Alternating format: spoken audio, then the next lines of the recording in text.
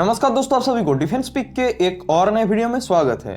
तो आज के वीडियो में हम 3 टॉपिक्स को कवर करेंगे, जिसमें पहला रहेगा डीआरडीओ के द्वारा डेवलप किया जा रहा प्रलय के एक्सटेंडेड रेंज वेरिएंट के ऊपर, सेकेंड नेवी की तरफ से एक्वायर किया जा रहा फायर फाइटिंग रोबोट्स के ऊपर, और लास्ट अपडेट रहेगा एक रिपोर्ट के ऊपर जिसमें ये बताया जा रहा है कि AMCA एक प्रॉपर 5th जनरेशन एयरक्राफ्ट नहीं होगा।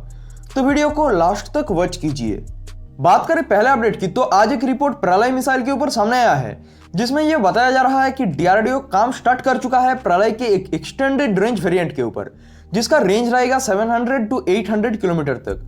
तो अगर इस मिसाइल के ऊपर बात करें तो कुछ ही दिन पहले इसका 120 यूनिट्स का ऑर्डर दिया गया है और पिछले साल 2022 में इसके 250 यूनिट्स को खरीदा गया था। यानी टोटल 370 प्रलय मिसाइल्स को परचेस किया जा रहा है इंडिया के रॉकेट फोर्स के लिए। यह बेसिकली एक quasi ballistic surface to surface missile system है जो अपने ट्रेजेक्टरी को आफ्टर लॉन्च भी चेंज कर सकता है।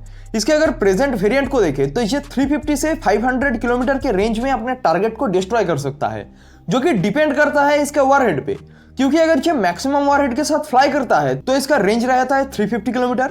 वही अगर इसके पेलोड को हाफ कर दिया जाता है तो ये 500 प्लस किलोमीटर का रेंज दे देता है। तो अब डीआरडीओ जिस वर्जन के ऊपर काम कर रहा है वो इससे लगभग दुगना रेंज प्रोवाइड करेगा, करीब 700 to 800 प्लस किलोमीटर। बात करें इसके सेकंड अपडेट की, तो इंडियन नेवी द्वारा एक एओएन यानी एक्सेप्टेंस ऑफ नेसेसिटी को ग्रांट किया गया है, जिसके तहत नेवी 50 फायर फाइटिंग रोबोट्स को एक्वायर करने जा रहा है, जो कि 226 करोड़ रुपीस का एक प्रोक्योरमेंट होगा। तो अगर इस फायर फाइटिंग रोबोट्स के काम को देखें तो ये क्विकली मूव कर सकता है अपने एक्शंस के लिए। इसके अलावा ये कॉम्पैक्ट होते हैं, साथ में ये काम अगर मैनुअली किया जाता है तो जो लाइफ का रिस्क रहता है वो भी इससे कम हो जाता है। तो नेवी प्लान कर रहा है लगभग हर एक वॉरशिप से इसको ऑपरेट करने का। ऑलरेडी हम देख चुके हैं कि न्यूली इंडक्ट आईएनएस विक्रांत में भी इस तरह का एक फायर फाइटिंग रोबोट मौजूद है और पॉसिबिलिटी है कि ये 50 रोबोट्स पूरी तरीके से इंडिजिनियस ही एक्वायर किया जाए।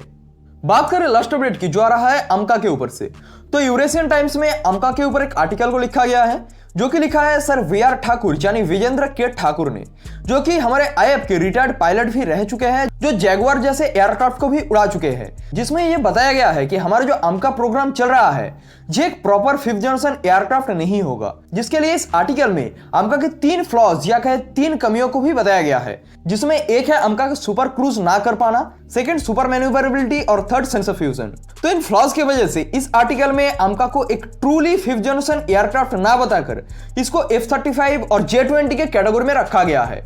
तो अगर इन एक एक फ्लॉज के ऊपर बात करें तो देखिए यहाँ पे जो सुपर क्रूज ना करने की बात कहा जा रहा है, ये अभी के प्रेजेंट टाइम में अवेलेबल कोई भी 5th जनरेशन एयरक्राफ्ट नहीं कर पाता है, चाहे वो F-35 हो, J-20 हो या Su-57 हो, सिर्फ F-22 को छोड़कर। वही अगर हम AMCA की बात करें तो पहले तो AMCA में F-414 इंजन को लगाया जाएगा, जिसकी वजह से इसमें सुपर क्रूज की कैपेबिलिटी नहीं रहेगा, मगर बाद में जो AMCA Mark 2 आएगा उसमें हम हमारे इंडिजिनियस इंजन को ऐड करेंगे और इन फ्यूचर हम उस इंजन को AMCA Mark 1 में भी इंस्टॉल करेंगे।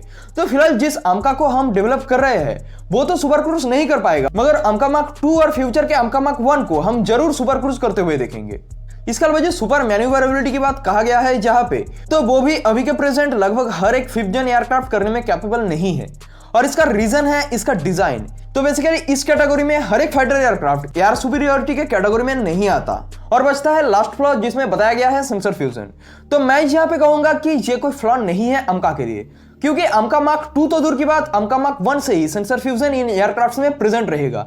तो हम यहाँ पे मेनली 2 ही फ्लॉज को देख पाएंगे AMCA में, मगर हम इन्हें प्रॉपर फ्लॉज भी नहीं कह सकते, क्योंकि अगर आप इन फ्लॉज के लिए एक एयरक्राफ्ट को 5th जनरेशन एयरक्राफ्ट नहीं कह सकते तो आपको एक 5th जनरेशन एयरक्राफ्ट का डेफिनेशन ही चेंज करना पड़ेगा, क्योंकि प्रेजेंट टाइम में हर एक 5th जनरेशन एयरक्राफ्ट इन कैपेबिलिटीज को लैक करता है F-22 को छोड़कर।